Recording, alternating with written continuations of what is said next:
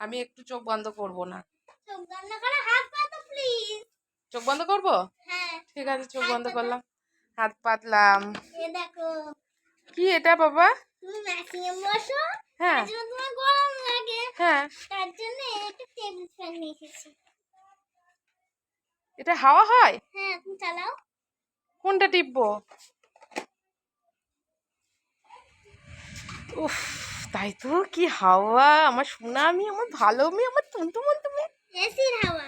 এসির হাওয়া তো না, কিন্তু তবে ভালো, সুন্দর পাখাটা। আমার জন্য কিনে এনেছিস? হ্যাঁ, বাহ! এই আমার দেখো, এটা এমনি হাওয়া, হাত ধরে যাবে না। এই দেখো, দেখি। এই দেখো। ও, তাহলে মেশিনের সামনে এরম ভাবে বসিয়ে দেবো, দিয়ে পাখাটা চলবে, দিয়ে আমি হাওয়া খাবো, তাই তো? এই দেখো, এটা তো এমনি চলবে না। কি এটা চার্জার আছে? ওরে বাবা, ভালোই হয়েছে জানিস, কারেন্ট না থাকলে একটু হাওয়া খেতে পারবো।